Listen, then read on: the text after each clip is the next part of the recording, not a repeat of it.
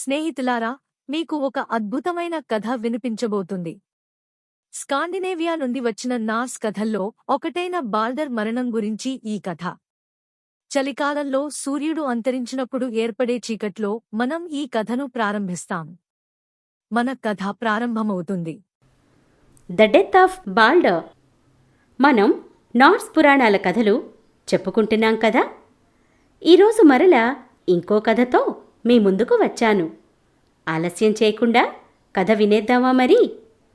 Norse పురాణాల్లో దేవుళ్ళు నివసించే ఆస్గార్డ్ చాలా ప్రశాంతమైన, అందమైన ప్రదేశం. అక్కడ ఎప్పుడూ పచ్చదనం వెల్లివిరుస్తూ ఉంటుంది. మైదానాలన్నీ పచ్చని పచ్చికతో నిండి ఉంటాయి. సూర్యుడు ప్రకాశవంతంగా మెరుస్తూ ఉంటాడు. కొండవాలులు, మైదాన ప్రాంతాల్లో ఎన్నో అందమైన మొక్కలు పెరుగుతూ ఉంటాయి. వాటికి రంగురంగుల పూలు పూస్తూ పరిసరాలన్నీ పరిమళాలతో నిండి ఉంటాయి. అయితే ఇంత అందమైన ఆస్గార్డ్కి ఒక నీడ రూపంలో ఒక కష్టం రాబోతోంది. అదే రాగ్నార్క్. ఆ నీడ ఆస్గార్డ్ మీద పడిన రోజు దేవుళ్లకు గొప్ప ప్రమాదం వస్తుందని, భూమి అంతా సముద్రంలో మునిగిపోతుందని ఎప్పుడో భవిష్యవాణి చెప్పబడింది. చాలా సంవత్సరాలవడంతో ఈ విషయాన్ని అందరూ మర్చిపోయారు. కానీ ఓడిన్కు పొడవుగా, చిక్కగా ఉన్న నీడ కనబడడంతో ఈ ప్రపంచానికి ఆఖరి రోజు త్వరలోనే రాబోతోందని గ్రహించాడు. జరుగుతున్నవి చూస్తూ ఉంటే ఆస్గార్డ్ని దురదృష్టాలు వెంట పడుతున్నాయి అనిపించక మానదు. ఆస్గార్డ్లోని దేవతలకు యవ్వనాన్ని, మరణం లేని జీవితాన్ని ఇచ్చే యాపిల్ పళ్లను పండించే దేవత ఐడన్ యగ్డ్రాసి అనే యాపిల్ చెట్టు నీడన శాశ్వతంగా నిద్రలోకి జారుకుంది. ఇక కవిత్వానికి, సంగీతానికి ఆదిదేవుడైన బ్రాగే, ఐడెన్ భర్త, ఒకప్పుడు ఆ చెట్టు క్రిందనే కూర్చొని తీయగా తన కవితలను పాడుతూ ఉండేవాడు. అతని తీయని పాటలకు ఆ తోటలో ఉండే పక్షులు, ఆ దారిన వెళ్లే రకరకాల పిట్టలు కొంతసేపు ఆగి అతని పాట విని మరీ వెళ్లేవి. ఒకప్పుడు ఆ గొప్ప చెట్టు కింద కూర్చొని అందరి విధిరాతలు వ్రాసిన అదృష్టదేవతల విధి కూడా అలాగే ఉంది. కానీ కవితలు, పాటలు విధిని మార్చలేవు కదా.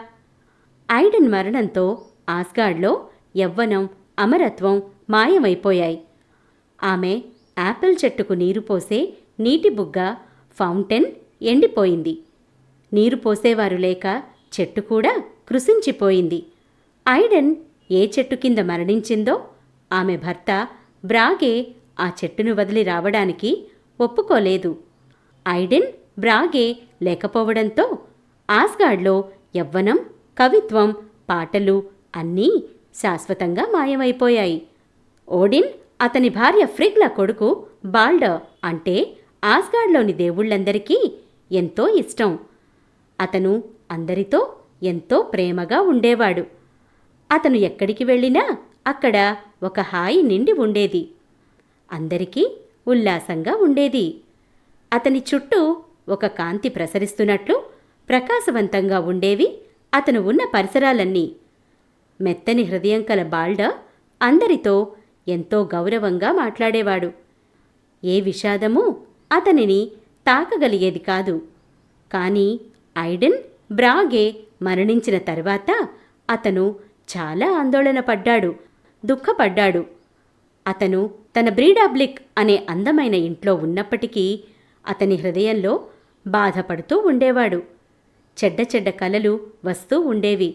నిద్ర సరిగ్గా పట్టేది కాదు.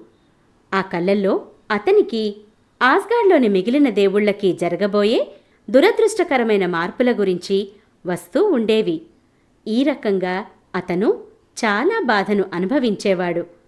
అతను తన గది కిటికీలో నుంచి ఆస్గార్డ్లోని తన ఇంటి అందమైన పరిసరాలను, సూర్యకాంతి పడి నీటి అలలు బంగారాలుగా మెరిసే నదులను, పచ్చని చేలల్లో బంగారు రంగులో పండుతున్న ధాన్యాన్ని, మెరుస్తున్న సూర్యుణ్ణి, కొండల మీద పచ్చగా పరుచుకున్న పచ్చికను, తివాచీపరిచినట్లున్న మైదానాలను చూస్తూ ఉండేవాడు. కాని రాత్రుళ్ళు అతనికి వచ్చే కలలు చాలా వరకు అతని భవిష్యత్తును చెప్తూ ఉండేవి. అతను ఇంక ఎంతో కాలం బ్రతకడని, ఈ భూమి అంతా చీకటి వ్యాపించి అతి శీతల గాలులు వీచి మొక్కలు గడ్డి అన్నీ ఎండిపోతాయని, ఇక మీదట ధాన్యం పండదని, లోకమంతా నిరాశతోనూ దుఃఖంతోనూ నిండిపోతుందని కూడా చెప్పేవి. ఇక ఈ విచారాన్ని భరించలేకపోయాడు బాల్డర్. మనసులో ఉన్న బాధని ఎవరితో అయినా పంచుకోవాలనిపించింది. భూమి అంతా నాశనమైపోకుండా ఏదైనా చేయాలనుకున్నాడు.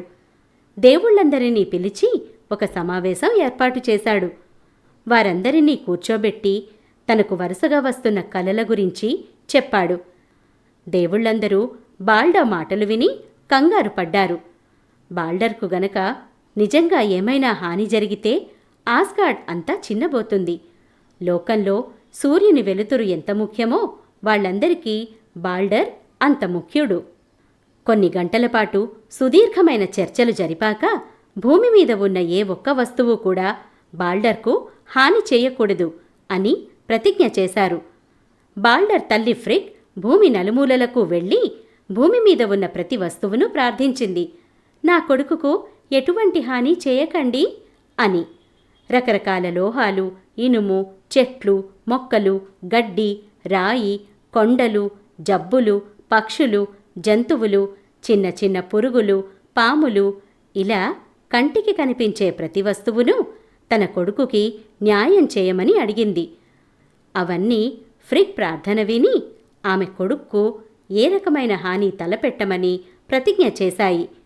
ఇలా అన్నీ మాటిచ్చాక బాల్డర్ను మరణం ఏమీ చేయలేదని, బాల్డర్కు మృత్యుభయం పోయిందని ఆమె అనుకున్నది. కానీ ఆమె ప్రేమ కన్నా విధి గొప్పది. అక్కడ ఉన్న ఒక చిన్న పొద ఫ్రిగ్ మాటలు వినలేదు. అందుకే అది ఫ్రిగ్కు వాగ్దానం చేయలేకపోయింది. ఎన్నో జాగ్రత్తలు తీసుకున్న తర్వాత కూడా ఓడిన్కు సంతృప్తి కలగడం లేదు. ఒక నల్లటి మేఘం ఇంకా ఆస్గార్డ్ వైపు వస్తున్నట్లే అనిపిస్తోంది అతనికి.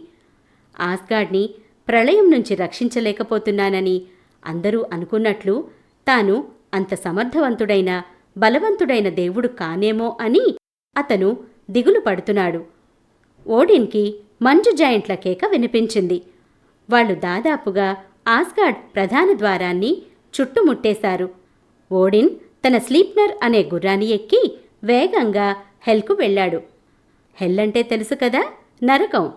అక్కడ అందరూ చనిపోయిన వారే ఉంటారు. అక్కడ భవిష్యత్తు చెప్పగలిగే ఒక ప్రవక్తను కలవడానికి అతను వెళ్ళాడు. అప్పటికే అతను బాగా అలసిపోయి ఉన్నాడు. రాబోయే ప్రళయాన్ని ఆపలేననుకుంటూ చాలా విచారంగానూ అవే ఆలోచించడంతోనూ ప్రయాణం చేసి రావడంతోనూ బాగా అలసిపోయాడు. అయినప్పటికీ గుర్రం దిగి చిన్న స్వరంతో కొన్ని మంత్రాలు చదివాడు. ఆ మంత్రాలన్నీ గాఢ నిద్రలో ఉన్నవారిని నిద్రలేపేందుకు చదువుతారు అని అంటారు. కొంతసేపు నిశ్శబ్దం తర్వాత అక్కడున్న ఒక సమాధి నుంచి మంద్ర స్వరంతో ఒక కేక వినపడింది. ఎవరు నువ్వు? ఇంత నిద్రలో ఉన్న నన్ను నిద్రలేపడానికి నీకెంత ధైర్యం? చాలా ఏళ్ల క్రితం నుంచి నేను ఇక్కడ హాయిగా నిద్రపోతున్నాను. ఇప్పుడు నువ్వొచ్చి నా నిద్రకు భంగం కలిగించావు అని. నా పేరు వెక్టమ్. నేను కొన్ని సందేహాలు తీర్చుకోవడానికి నీ దగ్గరకు వచ్చాను. నీకు నిద్రాభంగం జరిగినందుకు నన్ను క్షమించు. ఈ నరకంలో మంచాలన్నీ ఎందుకు ఇంత చక్కగా బంగారంతో పూలతో అలంకరించబడి ఉన్నాయి? ఇక్కడ ఉన్న బల్లలన్నీ వివిధ రకాలైన అలంకరణలతో ఉన్నాయి. ఎవరికోసం ఈ అలంకరణ అంతా? ఎవరు ఈ నరకానికి వస్తున్నవారు? ఈ సందేహాలు తీర్చమని అడిగాడు ఓడిన్. ఇవన్నీ బాల్డర్కు స్వాగతం పలకడానికి చేసిన ఏర్పాట్లు. ఇంతకన్నా నేనేమీ చెప్పలేను అన్నది ఆ స్వరం. బాల్డర్ కోసం నరకం ఎదురుచూస్తోంది అని తెలిసేసరికి ఓడిన్ ఎంతో నిరాశకు గురయ్యాడు. అంటే ఇంక ఎంతో కాలం బాల్డర్ జీవించి ఉండడు. ఆస్గార్డ్ నుంచి తొందరలోనే నరకానికి చేరుకుంటాడు. ఇది గ్రహించగానే ఎంతో దిగులుపడ్డాడు. అయినా ఆ దిగులును పక్కన పెట్టి బాల్డర్ మరణానికి కారణమయ్యే వ్యక్తి ఎవరు అని అడిగాడు. నేను ఇంతకు మించి చెప్పదలుచుకోలేదు. కానీ నువ్వు అడుగుతున్నావు కాబట్టి చెప్పక తప్పడం లేదు. బాల్డర్ను చంపి నరకానికి పంపేవాడు అతని సోదరుడు హోల్డరే. హోల్డర్ వలనే బాల్డర్ చనిపోతాడు. ఇప్పటికే బాల్డర్ కోసం నరకంలో వివిధ రకాల పానీయాలు తయారవుతున్నాయి అతనికి స్వాగతం పలకడానికి. ఓడిన్ అక్కడ ఉన్న సమాధి వైపు చూశాడు. అక్కడ అతనికి రాబోయే చీకటి రోజులు కనపడుతున్నాయి. ఆస్గార్డ్ యొక్క వినాశనం కనపడుతోంది. జీవించి ఉన్న మానవుడు నరకానికి వెళ్లడం అసాధ్యం. కానీ ఓడిన్ జీవించి ఉండగానే అక్కడికి వెళ్ళి అక్కడ జరగబోయేది కూడా చూడగలుగుతున్నాడు. బాల్డర్ చనిపోయిన తర్వాత అతని కోసం ఏడవని వాళ్ళు ఎవరైనా ఉంటారా? ఉంటే వారెవరు అని అడిగాడు ఓడిన్. ఈ ప్రశ్న అడగగానే ప్రవక్తకు అనుమానం వచ్చింది. తన ఎదురుగా ఉన్నది నరకంలో ఉండే మరణించిన మనిషి కాదని, గొప్ప దేవుడైన ఓడిన్ అని ఆమెకు అర్థమైంది. నువ్వు వేగ్డంవి కాదు, గొప్ప మహిమగల ఓడిన్ దేవుడివి ఆశ్చర్యంతో అరిచింది. నువ్వు కూడా నేను కలవాలనుకున్న ప్రవక్తవు కావు, 3 జాయింట్ల తల్లివి కోపంగా బదులిచ్చాడు ఓడిన్. ఓ, తెలిసిపోయిందా? అయితే ఇక ఇంటికి వెళ్ళు. నువ్వు తెలుసుకున్న జ్ఞానంతో సంతోషంగా ఉండు. లోకి తప్పకుండా తన బంధనాలను విడిపించుకుంటాడు. ఆ రోజే ఇక చివరి యుద్ధం జరుగుతుంది. అప్పుడు ఏం జరుగుతుందో నువ్వు ఊహించలేవు. అప్పటి వరకు నా నిద్రకు భంగం కాదు. నువ్విక వెళ్ళవచ్చు అంది ఆమె. ఈ కథ చాలా బావుంది కదా? ఇది కేవలం 1వ భాగమే.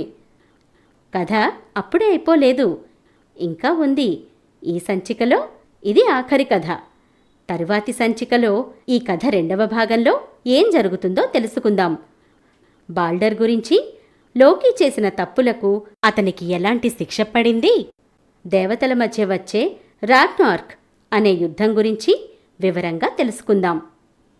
ఈ కథ మనకు బోధించే ముఖ్య విషయం ఏమిటంటే, మనం చేసే ప్రతి పనికి ఒక పరిణామం ఉంటుందని, మరియు మనం ఇతరులను గుర్తుంచుకోవాలి. మీరు మరిన్ని కథలను అనుభవించాలనుకుంటే ఆపిల్ లేదా ఆండ్రాయిడ్ యాప్ స్టోర్ల నుండి స్టోరీ వేవ్స్ యాప్ను డౌన్లోడ్ చేయండి. స్టోరీ వేవ్స్ సభ్యత్వం నెలకు $1 కంటే తక్కువ. మీ కుటుంబానికి నాణ్యమైన కథలను తీసుకురావడానికి ఇది ఒక చాలా సరసమైన మార్గం. కొత్త కథలు స్టోరీ వేవ్స్ యాప్లో మాత్రమే అందుబాటులో ఉంటాయి మరియు అత్యంత ఉత్సాహభరితమైన కంటెంట్ యాప్లో మాత్రమే ఉంటుంది.